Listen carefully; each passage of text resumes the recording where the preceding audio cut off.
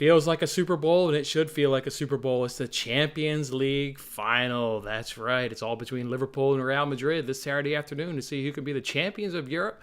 I'm, of course, Jason. He's, of course, Matt. And we're going to guide you through this entire game, kind of talk about it, break it down, and hopefully give you guys some bets along the way. First, let's just hear from Matt. How's it going, man? I'm excited to talk Champions League football with you. Yeah, it doesn't get any better than this, that's for sure. A rematch from 4 seasons ago. And then they also played last year when Liverpool were completely depleted at the back line with no Van Dijk. Yeah, I mean, there's a ton of revenge here for Liverpool, really. I mean, this is the top of the mountain, and they've got to figure out a way to become victorious in this one. I mean, this club has they've done everything really that it takes. I mean, they've already won this before, but that was against Spurs. This one's a little different. I mean, this is the top team in the world. I mean, it's Real Madrid. They're the number one club in the world. They have been. They just have that level of stature, and they've got experienced players on that side. I mean, it's really a blend of like experience with Real Madrid. They're not going to really beat themselves, and I cannot wait. I mean, two amazing managers that have gone head to head a lot. They know each other well, so yeah, this is going to be great. It's just going to be really great. For those that don't know, Matt and I, we get together every Thursday, and we talk about the weekend Premier League action. We never quite delved into the Champions League, at least together here in a setting. So look forward to talking about this game. Let's kind of just maybe break the ice. We've never really done one game before. What were you thinking this past weekend? Not to talk about the Premier League, but I was texting my buddy he's a Spurs fan. Everybody knows I'm a United fan. There was a moment there where Liverpool gets a goal, and all of a sudden they were going to be the Premier League champions. Just not to dwell on it or bring up any heartbreak, but what were you thinking for those 10 or 15 minutes when that quadruple was like full on there for a minute?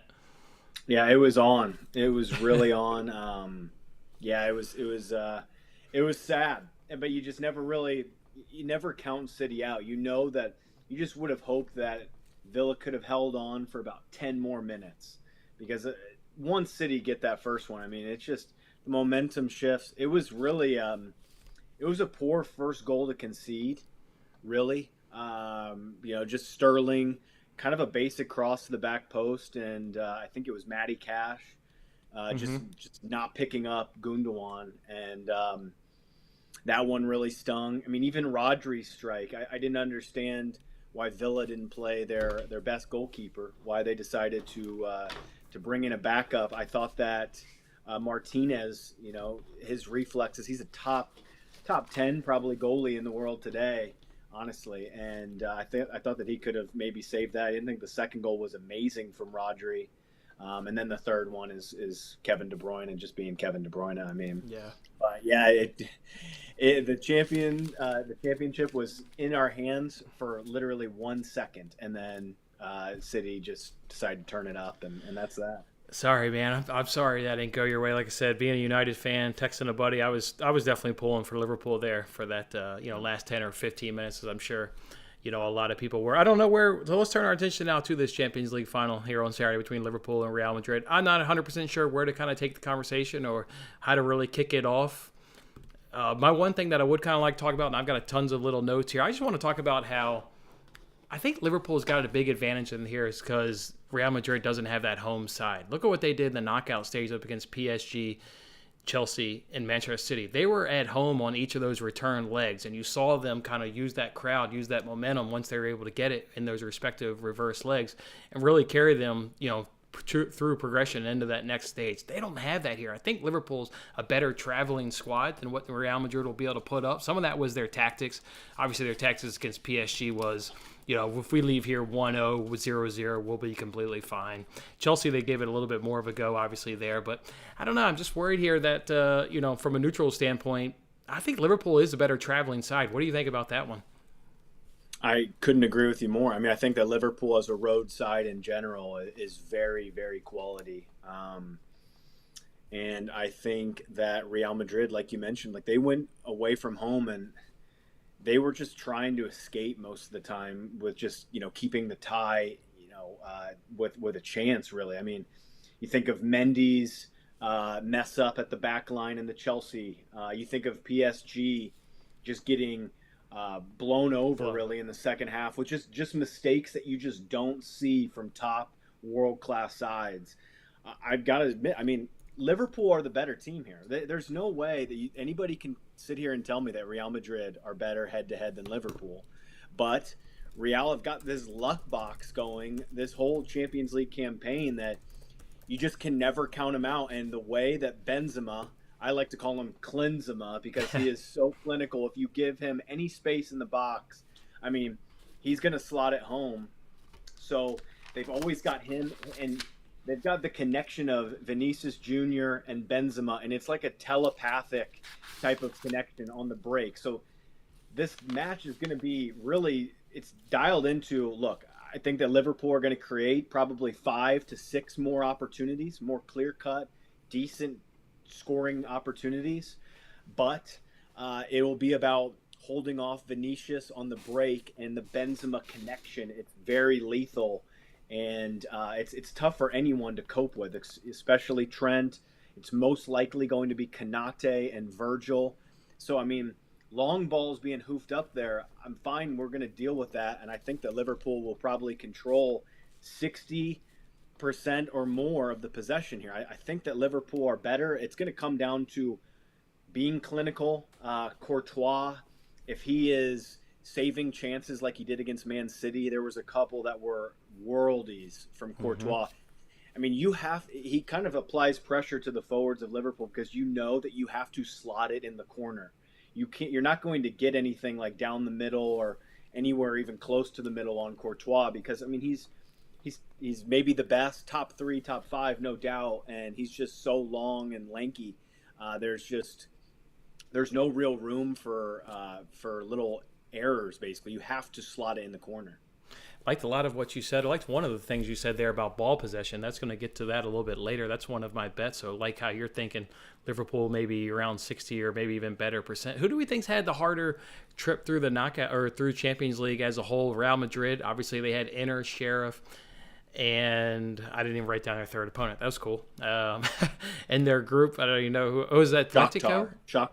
Shakhtar, that's who it was. In the knockout phases, obviously they went against City, PSG, and Chelsea.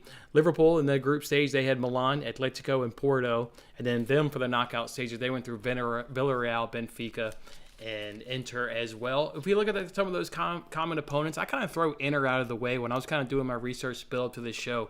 Real Madrid got Inter back in September. I mean, these teams, are going to change so much over the course of the season. So I kind of removed that and really focused in on what did Real Madrid do against Chelsea and what did they do against Manchester City, because obviously that's a common opponent against Liverpool. If I look at the one there primarily against Manchester City, at least in the FA Cup game there against Manchester City and also just in the league game a week before that, I thought Liverpool was way more competitive in both of those games, attacking Manchester City, going at them, giving them a real game than what Real Madrid was able to do over the course of the 2 legs. I think when you just look at the common opponents, Liverpool has, to me, gone through tougher opponents in the Champions League, but then common opponents, I like what Liverpool's done head-to-head in those contests against Chelsea and Manchester City. What do you think about it when you look at who they've gone through in this competition and then also taking the fact of the common opponents? So, yeah, I think that in terms of the road, I'd say the first half of the road, obviously Liverpool had a more difficult group. They had one of the tougher groups. Porto, you get the Italian champions in Milan. Atleti are never easy to play against home and away, just based on how they set up. I mean, this Real Madrid side, let's not forget, they lost to Sheriff this season. That's amazing. To be able to lose a match like that and then be here is remarkable, and it shows, that they've been able to tweak some things and get things figured out. And then when you talk about the common opponents, Jason, I couldn't agree more. 0 losses this season from Liverpool to City or Chelsea. Really, that you look back, the only reason that Liverpool lost the league is I noticed Thiago, and we're going to have to talk about him a little bit on this because he's questionable to make the starting 11. But when he was out of the lineup for some smaller injuries back in December, January, February, that's when Liverpool coughed up some points in the league. So that's definitely one thing. to hit on. There's a couple little starting selections that are going to be huge, but yeah, it's the margins on this are razor thin. I mean, I think that Real Madrid, they're so experienced, so they're always going to be able to hang in matches. Right. You know, that when you brought up the loss that Real Madrid had to Sheriff, that kind of took me back to when I was doing my research, and I was like, man, these clubs changed so much. Like, if Sheriff went against Real right now, Real would absolutely hand it to them. Credit to them for being able to get the job done in the group stage, but couldn't see that happen if they were the two teams that were to hook up this week. And you mentioned the starting 11, so maybe that's just where we should take this next conversation. Liverpool's got a couple doubts. You've obviously got Thiago there, as you mentioned. Salah will probably come right on back, you think. Also, Virgil van Dijk, I think he should be fine to go. I haven't seen any issues with him. The big one for Liverpool, to me, it seems like it's Thiago, and that's a massive one, is who can control the middle of the pitch. Is that the only concern for Liverpool, is Thiago, mainly speaking? I think so, because I think if Thiago doesn't start, and the thing is we need him to start, but also get through 70, 80 minutes. Yeah. I mean, because it's one of those injuries. It's like a little, like Achilles, like calf type of situation, that it's one of those in 15 minutes. He's like, I'm not 100. I got to get pulled out here. And if it does turn to Thiago being out, it shifts the balance of power in midfield. Like, yes. I would give the edge to Real Madrid. Their experience with Casemiro, Kroos, and Modric. I mean, I know that they're all fairly old. Casemiro's, he's brilliant, so there's nothing really to touch on with him. But yeah, with Kroos, Modric, I mean, they're on their last legs, but they're like fine wine. I mean, they know what they're doing. They're like a nice port wine at the end of the night after a good steak meal or something. They're brilliant. And Thiago balances that out to almost like being a fair 50-50. Like Fabinho, Casemiro, there's no real edge there. Thiago and Modric, there's not really much of an edge there. And then I'm guessing it'll be Henderson, and Kroos. And I think that's pretty much fair right now on their careers as well. Kroos, obviously, a little bit more experience, a little bit more polish, but you can't really take much away from Jordan Henderson. It's almost like, you kind of want to see Keita because he adds that athleticism in the middle to maybe counteract like the aging Kroos and Modric. But something about Keita in these big matches, he just hasn't been himself sometimes. So I will expect to see him at some point in this match, no doubt. But I doubt it. He starts this one. And then there's really just a couple other calls really for both teams. I think we know what the front three is with Liverpool. It's going to be Diaz, Mane's going to play through the middle, and Salah on the right. The big call, and I know that some bookies are even offering this overseas, like at Betfair. I'm trying to find it here. Is that Konate will start for Liverpool over Joel Matip? And look, you can make that bet on who's going to be in the starting 11. Oh, I would make that bet at Betfair overseas. It's almost like I need to text a couple people over there and get that in, because it's I think it's strong. So Konate, he has started. It's either 28 or 29 for Liverpool. He's never lost. He's in the lineup. He's one of the 11. Like, get out of here. If I had that option, that bet, I would throw all my money at that bet. It's like minus 150. It's not anything crazy that he starts. Wow. Like it's like plus 110 on Matip, and minus 150-ish or something like that. And I think that's a banker bet. Yeah. And I just think it's because of, Liverpool haven't lost a match since Virgil or Konate have paired together. They're both just colossals in the air, and then they both have extreme recovery pace, which is what you need against the likes of Vinicius, who is blistering fast. And then that kind of leads into the second question of, there's really only one call for Real Madrid to make, and it's, will they start Rodrigo at right wing, who is really, really good. He was a super sub. He was the one that came and changed the match against Manchester City. But I think that they'll probably start with Valverde, and they'll play a little bit more cautious in a sense. They'll bring in an extra midfielder. He's been really solid too. And they'll probably have Rodrigo come on in the second half and be that super sub. And then they have those two Brazilians down the wings that, I know that Liverpool were all over both of those players a couple seasons ago. They were trying to get them. They wanted Rodrigo and they wanted Vinicius, and so that they're two players that can cause problems. So those are it. I think it's Kanate, and then it's either Valverde or it's Rodrigo in the Champions League. Those really, that's what's great about this. I think that we know for the most part who is starting in this. Yeah, I agree. Maybe outside of a player or two, certainly agree. I want to let me just run through a couple of these stats I did in my research. Let's go through these Champions League stats here. Liverpool is 10-1-1. Real Madrid is 8-0-4. Liverpool's got 30 goals. Real Madrid's got 28 goals. There's been one penalty for Liverpool, been 3 penalties for Real Madrid. Goals conceded. Liverpool has conceded 13. Real Madrid's conceded 14. Both of them have 4 clean sheets. Both of them have no red cards. Let's see, in terms of which team may be dirtier, Real's got 22 yellow cards. Liverpool's only got 14 yellow cards. There's another one I want. Oh, yeah, both of these teams have had both teams score in 7 of their 12 matches in the Champions League. So they're both hitting at a 58% clip on both teams to score, which is tied for first with Villarreal and Manchester City. Both of these teams, not both of these teams. Liverpool has scored first in 9 of their 12 matches in the Champions League. Real Madrid has scored first in 6 of their 12 games so far in this Champions League. Was another couple. Oh, yeah, a couple here on the stats. You mentioned the ball possession. Liverpool has been averaging 60.1% ball possession in their Champions League game, which is tied for first with Bayern. Real Madrid is all the way down to 13th. They're only getting 50.4% of the possession. I think you're right on what Liverpool will have, around 60%. I've got a bet later that gives us plenty of breathing room over on Bet Rivers, where I think we'll sail to a nice, easy cash. Corners, Liverpool's had first. In all of Champions League competition, they've got 86 corners. Real's got 53. Attacking, Liverpool's got 724 attacks versus Real's 634. Liverpool comes in second right there in that contest. Offsides, Liverpool's only been offsides 25. Real Madrid's only been offsides 15 times. And then balls recovered. This is big for your midfield, and this is big for Thiago. Liverpool has recovered 521 balls, and Real has covered 467. I just wanted to highlight a couple of those stats to show a lot of those are tight. Your goals scored, your goals conceded. But it just seems like Liverpool's got the edge. Even though it's tight, you can go through those stats, and the edge is on Liverpool. I have a hard time thinking Real Madrid is going to win this game, and it's not a Premier League homer bias because that is the league I watch more often. It is stat reflected. If you look it up, Liverpool just seems to do it all a little bit better.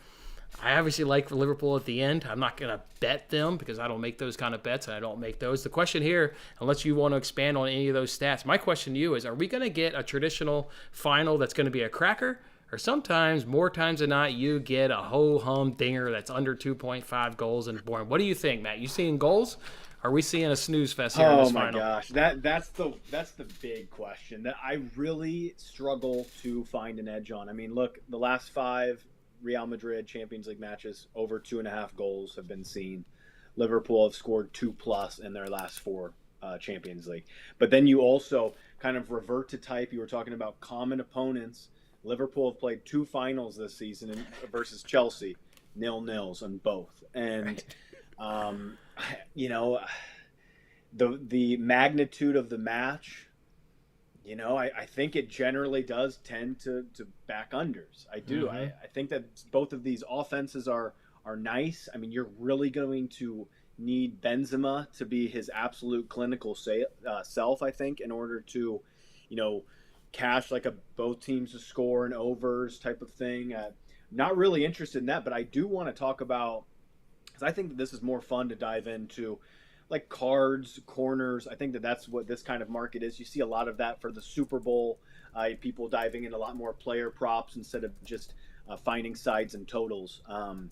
When you mentioned the corners, Liverpool being first, I think that is one of the areas that Liverpool absolutely have. They have a massive edge, and it's not just against Real Madrid. They have a massive edge against anyone that they go up against, and in terms of aerial presence. And it makes you want to consider the likes of Konate and Virgil Van Dijk as anytime goal scorers.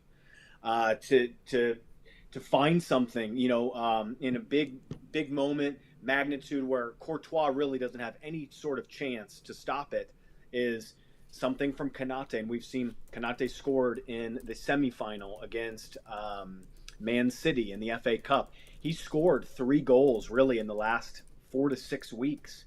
So he scored some big goals on corners. And like we mentioned, I mean, they're just two colossals there that they have got a few inch, ability over anybody else they're going up against. And you're getting really quality service on those two. I mean, you're getting Trent or Robertson. Both of those guys know how to ping balls in the right spots. So there could be a slight edge on some of those. I would be looking towards a couple of anytime goal scorers. I'll probably have a couple bucks. You just want to stake them out properly. Like I would have them, no more than like quarter unit bets on an anytime goal score. But I do think that taking them is valid. I wouldn't really side with one or the other. I would go with both because I think that they're both have an edge. So I think that you do slightly possess an edge. I know that Kanate's been around the 10s. I'll get an updated number because normally they price Virgil out a little bit better, which doesn't make a ton of sense to me. I'm telling you, whenever I get into these big games and I look like goal scorers, I like to take a defender, but then also, like a Jordan Henderson, like a guy that's just going to sit in the middle of the park and maybe be able to get a rebound or a square ball or something. I don't know. It's just these big games. It's so hard to pick. Like, who are you going to pick on Liverpool's front three? I mean, are you just going to side with Salah because he's a penalty kicker? Like, is that the edge that tips it in the slot? Like, I don't know. It's just so hard. I'd like to just find value. Give me these corners, like you said, the headers, those sort of things. I've also got some corner stats. I think I did have some corner. Oh, I just mentioned briefly there. Okay, I've got a bet on corners. Actually, I really love that. I'm gonna go ahead and give here. But yeah, no. If you want to talk about goal scorers, I kind of look at that sort of stuff right there. Let me, yeah. Just to highlight real quick on the prices. So I'm seeing at FanDuel right now, and I would shop around. I'm sure that you can find a little bit better if you do some good digging. Is Kanate in the roughly around the 16-1 range? Virgil in the 11-1 range. So I mean, one of those hits, like, you're looking really nice, and you might be able to scrap and claw out. You could find maybe a Kanate at 20. You might be able to find a Virgil at 15 if you dig right. All right, let me go ahead now and share this right here. I want to share these two graphs right here. This is, I'm going to put it up and then I'll talk my way through it. Obviously, these are the two teams we're talking about. These are the little squares are broken up into 15 minutes. So the first three are going to be the first 15 minutes, obviously the first half. The next three are going to be the 15-minute chunks in the second half. And then the far two on the far right, separated by that gray box, is just first half and second half. So we can see in Liverpool, they come out strong. They've scored 4 goals in Champions League. They've only conceded 1. Look at the other side. Real Madrid, they've seemed to struggle in the first 15 minutes, only scoring 1, conceded 3. You can see they're both going to be strong from about the 15-minute on to about the 30th minute. Maybe expect goals. That's what I'm expecting. Maybe a goal in that first 30 minutes where you've got Liverpool is going to be strong throughout that entire 30 minutes. Real Madrid will be able to match them in the second 15, but they're going to come out maybe a little slow in that first 15. I always can see both of these two teams have absolutely excelled at halftime adjustments or just putting the foot on the gas, whatever they've been doing in their respective games. But I just wanted to highlight that right there. That first 15 minutes, I think this is a nice spot for Liverpool to jump out early and take advantage of maybe a Real Madrid team that can start slow, I think, in that first 15 minutes. So just kind of something to keep your eye on. We've had an interesting comment come in the chat. You've kind of touched on both teams to score and over 2.5 is obviously going to be a popular bet. People are going to be talking about it. I'm on it. Are you on it? Not saying maybe your money per se is on it, but just are you on both teams to score and over 2.5?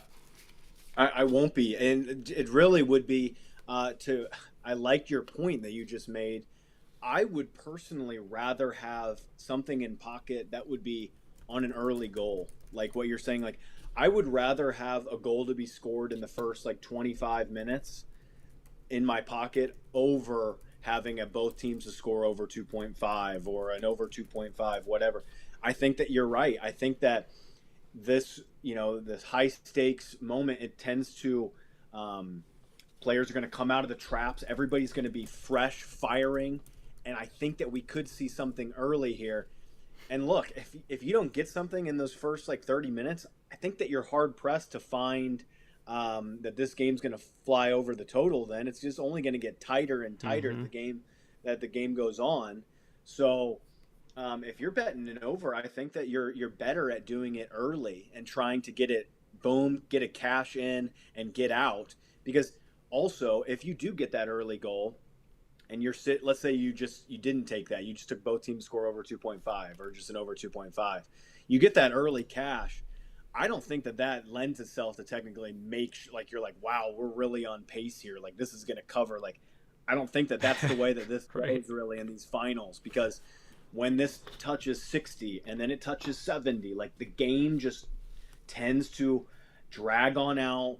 Like whoever has a 1-goal lead is going to try and slow the game down so much. Like, so yeah, I think that either team, if they're holding a 1-goal lead after 60 minutes, like they're going to do their darndest to protect it rather than even press for a second. I think that the times that they would press for a second would be in the first half. Like if they can score early and then you try and press it and, secure the 2-0 the lead. So that's the way that I would attack it. I would be looking more towards an early goal. That's the only. This guy here agrees with you. He got 0-0 draw at halftime. He's got a nice cagey match there by this guy. That's the only bet that I've made that makes me feel a little bit nervous, because I agree with that analysis spot on. I've watched enough finals. I know how the deeper it gets and just everything dries up in terms of goals. So I do agree with that. I'm going to go ahead and throw my bets now up on the screen, because there's some of these I want to talk about. So let's actually move us up. Let's move us up a touch so I can get all my bets here. All right, so those are my bets, guys. These are the ones I've made. They're all just one-unit bets, nothing too crazy. Both teams are scoring over 2.5. You can see the best prices over at DraftKings at -105. Will a goal be scored up to the 30th minute? Just showed the two graphs there about how Liverpool will be strong and how maybe they can take advantage of Real. So like that one. Liverpool team total over 5.5 corners. Then parlay that with over 9.5 corners in the match. You heard Matt just talk about how Liverpool is just really strong in enforcing corners. So I think they'll easily cover a majority of the 10.5. That's why I went ahead and tossed them in there at good plus money. Real Madrid under 2.5 offsides in the next 4. I'm going to give you extreme caution. You can see they're all bet at Bet Rivers. Extra time is included in these last 4 bets. Obviously, other than the first one, I don't mind because I'm taking overs. But this first one makes me a little bit nervous with extra time being included. But they only have 15 offsides in 12 games. So to get under 2.5, like I feel incredible even though I'm getting extra time. That's the only thing that makes me nervous. Let me just step in real quick on that one. Please. Because I know that Liverpool, there's nobody better really at making a team go offsides. So I'm cautious on that one. I would be, especially that does go the full 120. Mm-hmm. I don't know if I'm on board with that one, Jason. Okay. I like that at plus money. But, I like that at plus money. Liverpool are incredible. They're incredible at holding their lines and letting people go offsides. I would love to see the stats. I don't have them in front of me, but to dig in maybe a little bit more after this, see how many times Liverpool have made teams go offsides this season. I bet it is a lot. I would like to say that it's probably the most in the world. The two stats that I tried to find was you get corners taken. I want to see corners conceded. I want to see how often the team conceded a corner. And the other thing, I did want to know how many times offsides was conceded by an opponent. I couldn't find that. If you find it, let me know. I tried to find it before I made that bet, and I couldn't find anybody out there that knows that. So ball possession, though, over 55.5%. Again, extra time will be taken into account, but like that, I think Liverpool will control this match. Over 21.5 corners. Let's talk about these because I haven't quite gone through these entirely. And again, extra time does matter. Liverpool's committed the most fouls at 138. This is what I love about this. Liverpool's committed the most fouls. Real Madrid has suffered the most fouls. This is like a dream matchup. The team who's committed the most, the team who suffered the most fouls. You couldn't get a better matchup. It's first. So I love over 21.5, and I love Liverpool going over their team total 11.5 fouls. We have a French referee, Clement Turbin. He's going to be the guy here holding the whistle there. He, in his French games, averages 24.94 fouls per game, so we're easily going over 21.5. And in the Champions League, the games where he's been the referee, his games have averaged 25.5 fouls. So he's gotten a little more foul heavy when he's in the Champions League. So I absolutely love those two bottom bets. I love that we get extra time in those two bets. I don't really care. I don't think we'll need extra time, but I love that with how Liverpool fouls. Real Madrid suffers the most fouls. Just absolutely love that bet right there. So, all right, that's why I'm rolling in the Champions League. It looks like I got 7 bets. The only one, again, I agree with your analysis. The first one makes me nervous. Both teams scoring over 2.5. I think the other ones will come home for us, though. I like the goal scored up to 30, more than that. And then I just worry. I don't know about the offsides one, but I like the ball possession. I love that one. I think that the fouls definitely has some warrant because I think that Liverpool, so they're generally a card under team. Like they just Yes. don't get a lot of cards, but they might this time, and because they're going to need to be tactical with some of their fouls because Real Madrid are going to want to play on the counter attack, and so I can see them trying to make some smarter fouls that could lead to some yellows. So, just to talk about some things that I'm looking at here is I like some fun bets here for this final. It's some big prices, Nice. and I talked a little bit about Virgil and Kanate. So I think it was 11, 12 to 1 on Virgil and about the 16 range. Definitely shop around on Kanate. Some other ones that I've been targeting in this, and I don't expect this to hit, but I think that the price is ridiculous, really is. It's on FanDuel. So Sadio Mane to score a goal that is assisted by Mohamed Salah. Whoa. That is 11 to 1. And then if you pair it with the exact reversal, Mohamed Salah to score a goal assisted by Sadio Mane, that is 180 to 1. I think that is just a massive, massive bet, like a massive price. Okay. So there's 180 to 1. Wow. Exactly. And then you would also, what you would do is you would pair the same with the other front three. So you would do Sadio Mane with Luis Diaz and Luis Diaz with Sadio Mane. That's 390 to 1. Are you making these parlays, or is it a selection on Yes. FanDuel where it's So pre-made? It's a selection on FanDuel. I think that this is only on FanDuel. You look at, it's a tab on popular. It's goal scorer, assist, double. And then you parlay them together. You click both. So Sadio Mane and Luis Diaz, I'm pretty sure that they've assisted one another a few times this season. So you're in one match, in the biggest, most prolific match, and I want to get down like a $10 wager or even like a dollar wager. I mean, $1 here pays me $390 for fun. Yeah, 390 to 1 on Diaz and Salah, and then you could finalize it. I like doing that because I know that Mane's playing in the middle. You're essentially making about a 65 to 70 minute bet because one of them will be substituted by Jota. So that's the negative with that bet, because if it was the full 90, my gosh, would I love it, but it's just not going to happen. And then the other one would then be Salah and Diaz. So the two wings, maybe on some type of like a breakaway full cross, like where they square the pass to that person. Let's see, it is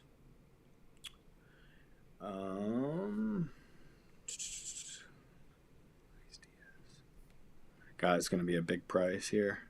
So this one's at 209 to 1. So Wow. you've got 180, 209, and 340 or whatever I said. Wow. So I mean, I like some sprinkles on those for fun. Like if Sadio dimes up Salah early in like the 10th minute, like you have got such a running like big price bet that like that's fun, and you might even they might allow you to cash it out too. I don't know if that will happen or not, but definitely do it that way because they also have this like goal scorer assist double combos, and they don't give you as good of a price. So for example, on those things that I was just mentioning, they only give you 100 to 1 on those. But if you go to the correct tab and parlay them, you're getting double, triple, quadruple with those prices. Wow. Okay, that's very key. Is you have to do it the right way. But then on the flip side too, like I mentioned, a telepathic relationship between Vinicius Jr. and Karim Benzema. You do it with them too. I mean, you do a Vinicius. And, you only need one to hit, folks. You only need one to hit. you need one to hit to have just a massive payday here. And I've been looking at the odds the whole time you've been talking. If it looks like I'm ignoring you, I'm not. I'm just staring. I'm looking at it right here on FanDuel. I'm looking at it. I'm like, my God, trying to figure out how many of these I'm going to bet. That's the problem. That's the problem. And what I'll do is I'll place these for you if you want them, because you might not get them in Illinois. Oh, I see him. I see everything you're talking about. There's some weird things. Like you probably don't have the ability to. Do you have the ability to pick on an assist? Can you bet a person to make an assist? Yep.